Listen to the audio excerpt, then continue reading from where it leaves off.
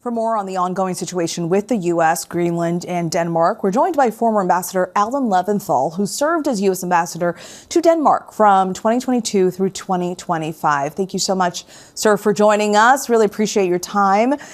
President Trump today repeated his message that the U.S. needs Greenland for national security, adding that he may put a tariff on countries that don't support the U.S. acquiring Greenland.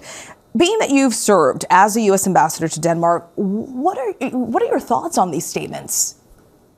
Well, it's hard to understand what is happening because the Denmark and Greenland is Denmark's a founding member of NATO. It's one of the closest U.S. allies, and it would do anything for the U.S. I mean, Denmark views the U.S. as almost like an older. So the U.S. has very broad rights in Greenland. We have an Air Force base called Bidufik, less than 1,000 miles from the North Pole. And we have the right to build more air bases if we need it. So it's hard to understand because we have everything we need to provide for more security in the Arctic. And today we saw a bipartisan delegation of House members and senators in Denmark to show their support for Denmark's control of Greenland. And we've recently reported on polls that show many Americans are against taking action in Greenland. What are your thoughts? Is there a chance this sways the president at all to drop the idea of taking action there? Well, you know, it's very interesting. We went into Venezuela recently, and then we're threatening military action in Greenland. Venezuela was a dictatorship, a corrupt, brutal dictatorship. It was running drugs around the world. It was aligned with our other countries who are enemies.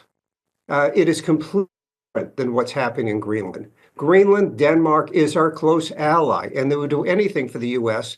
And you refer to the recent polls that have come out, several polls that I've seen, and Americans get it. They do not want to see, by overwhelming margins, they do not want to see military action in Greenland. And it is completely unnecessary. The Danes will do anything for us. The Greenlanders will. The only thing the Danes won't do is they won't tell the Greenlanders what their future is going to be. That's up to the people of Greenland. Certainly an interesting turn of events. I want you to take a listen to this. Democratic Senator Jeanne Shaheen spoke today as part of that delegation. Here's what she had to say.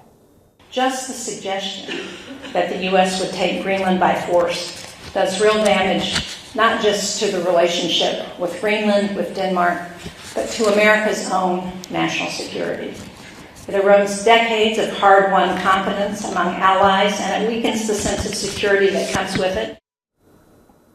After hearing that, is there a fear that damage to these relationships may have already been done at this point if the U.S. doesn't end up taking Greenland by force? Well, I think the important thing is to get this resolved.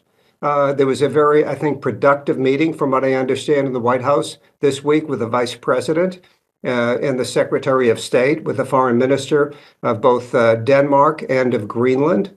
Lars Løkke, the Foreign Minister for Denmark, characterized it as a frank but constructive discussion, and they agreed to meet again. So I think that's extremely positive.